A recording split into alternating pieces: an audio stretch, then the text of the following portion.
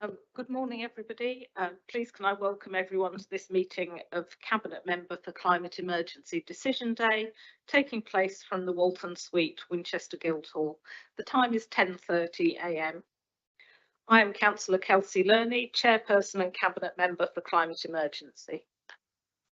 This meeting is being live streamed and recorded to the Council's YouTube channel. Subtitles are available and advice on how to turn this on is set out on our website. Can everyone please ensure that mobile phones are on silent? In the unlikely event that it is necessary to evacuate the building, the fire alarm will sound. Please follow all instructions given to you by our team. Turning to the agenda, the first item is disclosure of interest.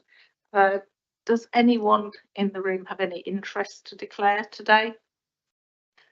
No, thank you very much. Item 2 is public participation. We have no members of the public who've asked to speak on the items today. Item 3, visiting councillors' representation. I have Councillor Bolton who's asked to speak on item 5, car parking, evening and overnight charges. Do you wish to speak when that item comes up, Councillor Bolton?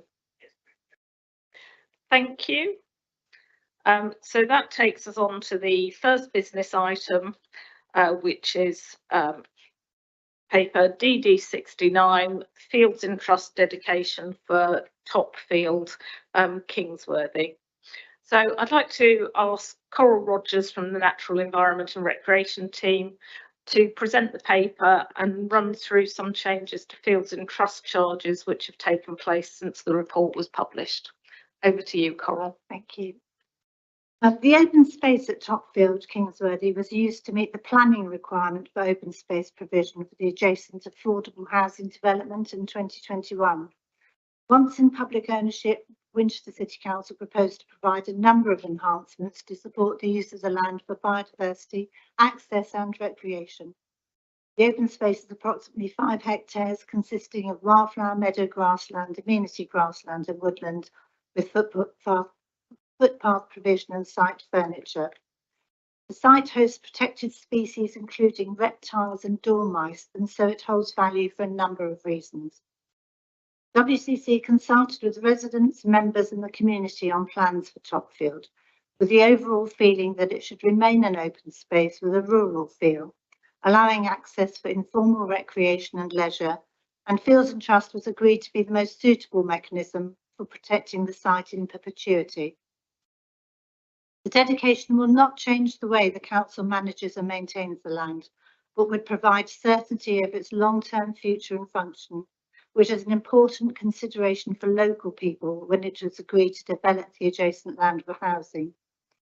Since this report was prepared and submitted, we've been advised by Fields and Trust of changes in the application process. The main change there is now a scale of charges, which means that each individual matter is charged separately. We estimate that, in this case, the charge would not exceed £2,000. Thank you. Can I ask whether the charges can still be met from existing resources? Yes, they will be. Right, thank you. As we've got no deputations, we move straight to the decision. I have visited Topfield myself several times and cycled along the old railway line to the extent that's possible. And I think the Natural Environment team have done a fantastic job in creating an area which has protected and increased biodiversity on the site, while allowing children to play and giving the general public access to and the ability to enjoy our local nature. In line with the recent declaration of a nature emergency by this council, I do believe that protection in perpetuity is in the best interests of our natural environment, the City Council and our residents.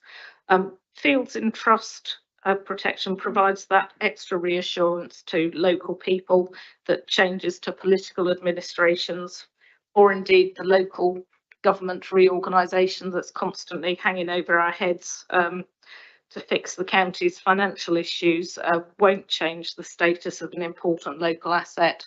And I do feel that this is the approach which best meets our commitment to local people when they agreed that providing affordable housing on the neighbouring site was the right thing to do. So in line with that, I will sign the decision, which is that the council agrees to dedicate the land shown edged red on the attached plan as a field in trust in perpetuity in order to secure the use of the land for biodiversity, access and recreation. 2, that service lead legal be authorised to liaise with and to enter into a deed of dedication with fields in trust in respect of the land. So I will now sign this.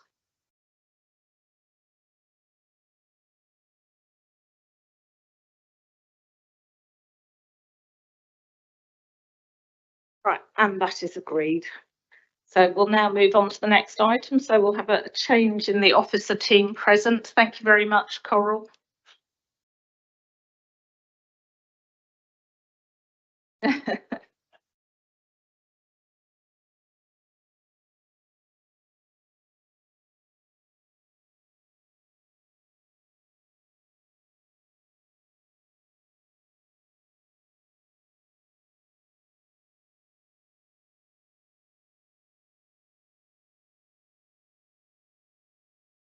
Right, so we now move to item 5, car parking, evening and overnight charges, paper DD 72.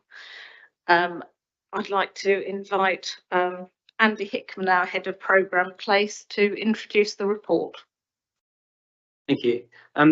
We introduced some changes to car parking tariffs in July of this year, and then following that, we've had some issues raised with us, particularly around the impact on volunteer groups and on subscription-based businesses such as gyms who are open all night. So we've done some further consultation on these particular themes, targeted consultation with these groups that were directly affected.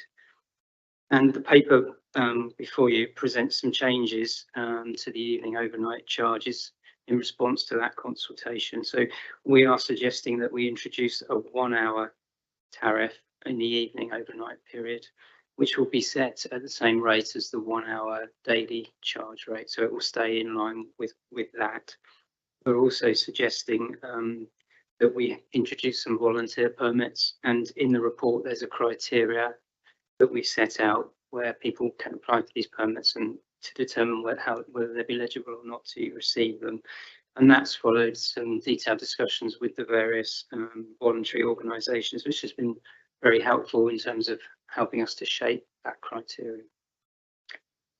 Thank you. Right, thank you. Councillor Bolton, would you like to come forward and speak?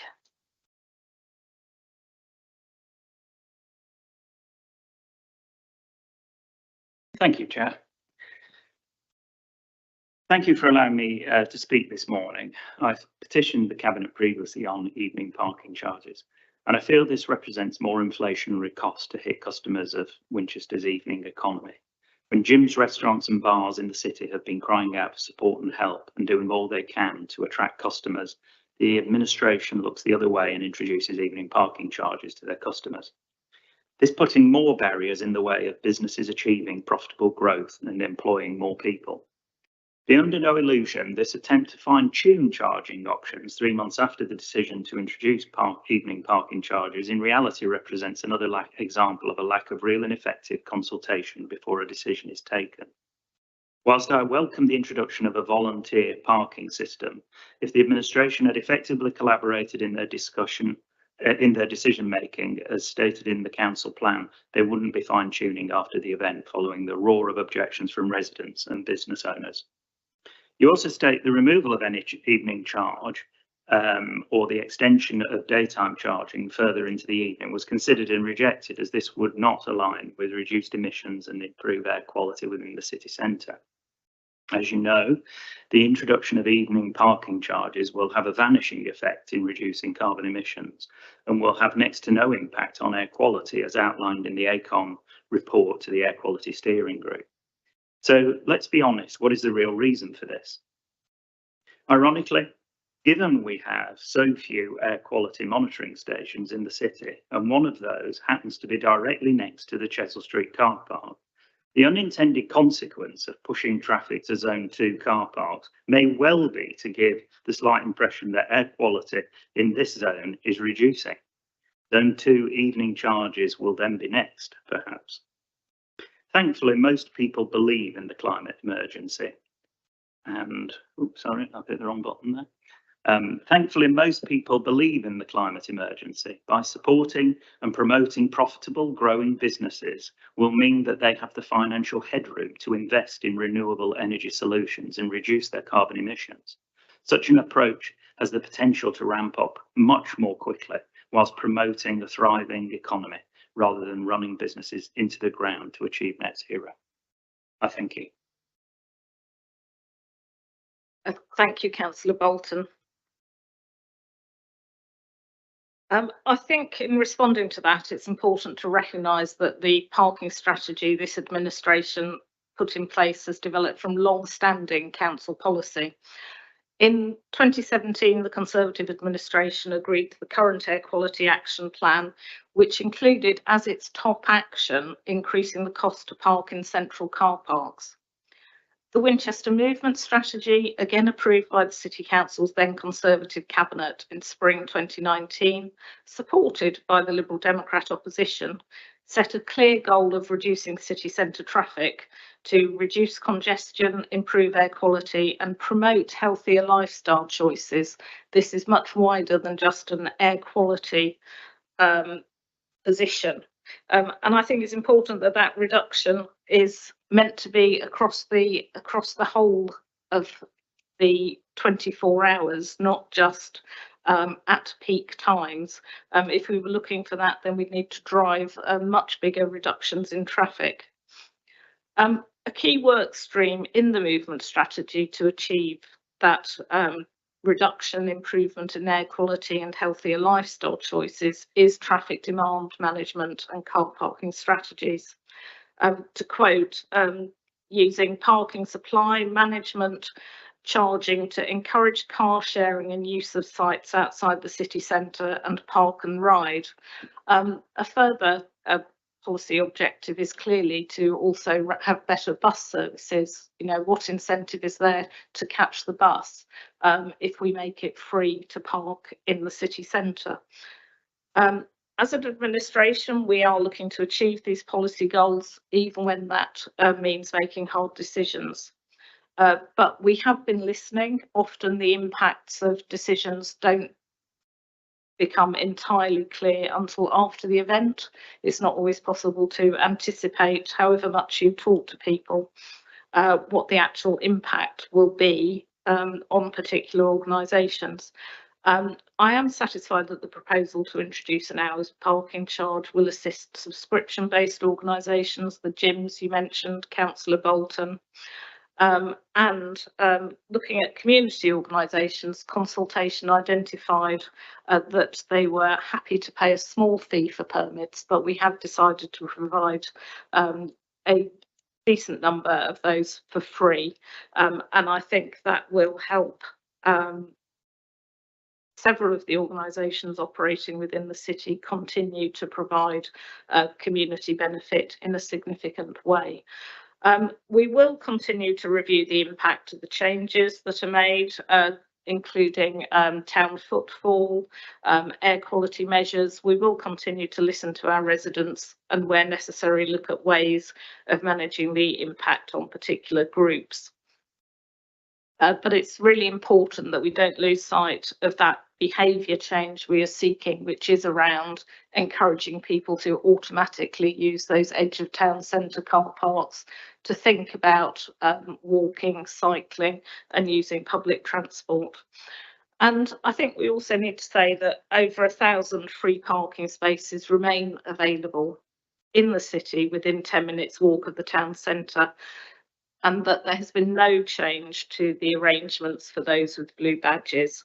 And indeed, we are actively looking at ways we can make parking more easily available for those with serious mobility difficulties.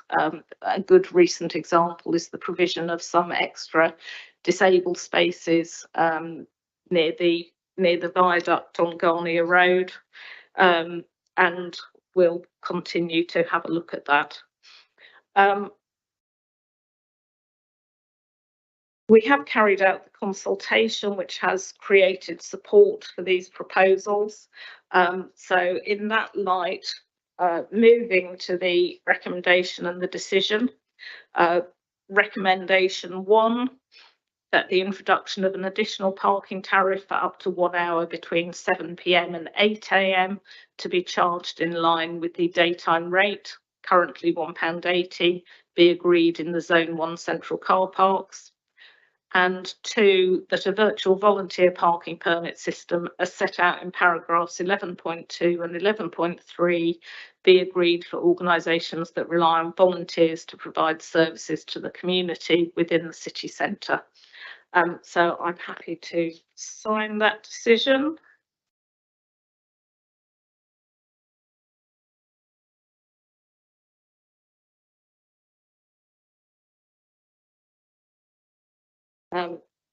And that brings us to the end of the business items on the agenda. So I would like to thank everybody for taking part today. I'd like to thank Councillor Bolton for coming along to